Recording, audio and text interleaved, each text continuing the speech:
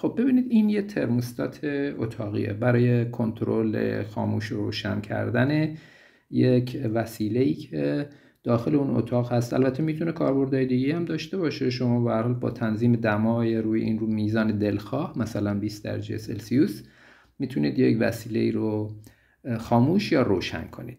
اما معمولا اینها البته میتونه این نباشه، مثلا خیلی نمونه ساده هم هست، مثلا یه نمونه سادهش هست که فقط یک حالت داره، یک کاربرد داره، فقط در حالت عادی نورمالی اوپنه و اگه برسه به اون دمایی که روش تنظیم کردید این کنتاکتی که اینجا هست بسته میشه.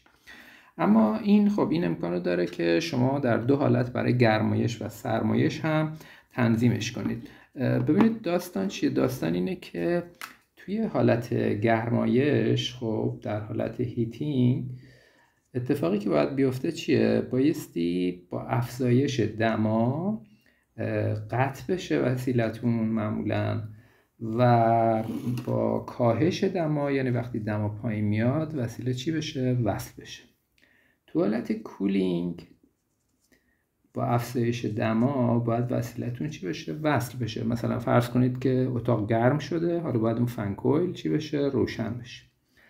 و با کاهش دما وسیله چی بشه؟ قطع بشه. خب برای اینکه این امکان در این وسیله به وجود بیاد، اینجا یه کلیدی هست میبینید که به این صورت که این بالا حالت گرمایشه، در واقع تابستونه، و این پایین هم حالت چیه؟ زمستونی. حالا بعداً اینو توضیح میده.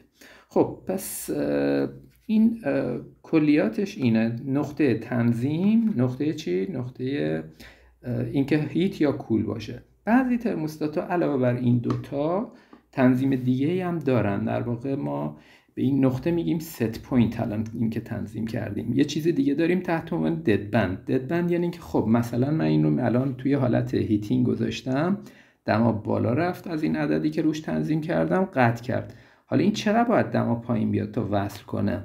توی این نوع ترموستات بهش میگن فیکسد ست پوینت، یعنی ست پوینتش دست شما، فیکسد دد باند، یعنی دد باندش دست شما نیست.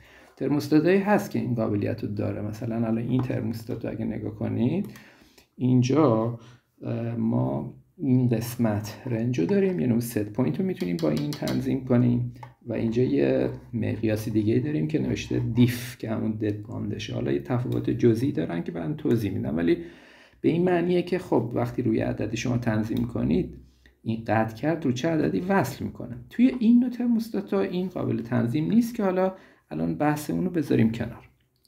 خب اساس کار این ترموستات‌ها چیه اصولا؟ من اگه اینو بازش کنم، ببینید داخل این توی این قسمت، اینجا این قسمت، حالا نمیدونم چقدر پیداست، یه دیافراگم مانندیه که دو طرفش به هم وصل شده. یعنی اینکه یه دیافراگمیه به این صورت که اینجاها این دو نقطه چی شده؟ دور تا دور جوش شده. داخل این یه مایع است. موقعی که دماش بالا بره، یعنی این توی محیطیه که دماش بالا میره، چه اتفاقی میفته؟ این منبسط میشه در اثر افزایش دما و اون وقت فشار میاره به اون سویچ هایی که هست، بهش میگن اسنپ اکشن، که اون وقت براتون یه کانتاکت رو به یه کانتاکت دیگه وصل میکنه یا قطع میکنه. این که کانتاکت ها چی جوری قطع و وصل میشن معمولا اینجا توی داخل قاب این هست، یا کاتالوگش رو از اینترنت اگه آدم دانلود کنه داخل اونم هست. با هم میریم الان توی مانیتور اون قسمت رو به شما نشون میدم، فکر کنم راحت تر باشه. خب در مورد ترموستاتا یا کلا سویچ ها، این که ولتاژش چیه؟ 220 یا 30 متناوب، مثلا 50 هرتز. گاهی اوقات البته اینو باید به کاتالوگ مراجعه کنید، ولی اینجا هم نوشته 6 آمپر هم 2 آمپر. این آمپریه که حداکثر میتونه از این ترمینالای این بگذره.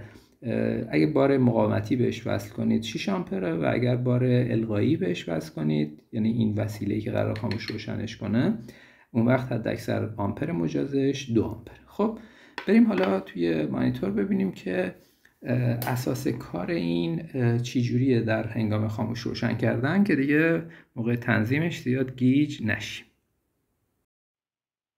خب در ادامه بحث قبل من چند تا فایل اینجا اسلاید آماده کردم براتون. الان این همون ترموستاته که تو وضعیت چی قرار داره؟ زمستونی. یعنی این کلید شاخصش ببینید تو وضعیت زمستونی قرار داره.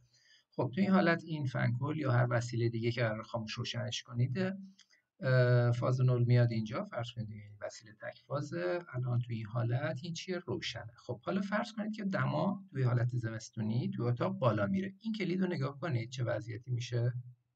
میبینید یه بار دیگه. خب تو این وضعیت این باعث میشه که این وسیله چی بشه؟ خاموش بشه. با بالا رفتن دمای اتاق ترموستات برق فنکل رو قطع میکنه. خب حالا بیاین این نگاه کنید. من بذارمش توی این وضعیت، یعنی تو وضعیت تابستونی. دقت کنید این وضعیت. الان ترموستات در وضعیت چیه؟ تابستونی. خب چیکار کردم؟ این کلید رو در واقع جابجا کردم. حالا یه بار این دقت بفرمایید. من از اسلاید قبلی دوباره میام الان اینجا. ببینید اینو تو این حالت قرار میدم. خب تو این حالت که وضعیت تابستونیه، الان این میاد اینجا و این قطعه فنکل. خب حالا فرض کنید دمای اتاق بره بالا. حالا این قسمت رو دقت بفرمایید. این کلید رو ببینید با بالا رفتن دما میاد میچسبه پایین و اون وقت از طریق این مسیر فنکل یا حالا هر وسیله‌ای که دارید چی میشه؟ روشن میشه. با بالا رفتن دمای اتاق ترموستات برق فنکل رو وصل میکنه. امیدوارم این توضیحات ساده براتون مفید بوده باشه. موفق باشید.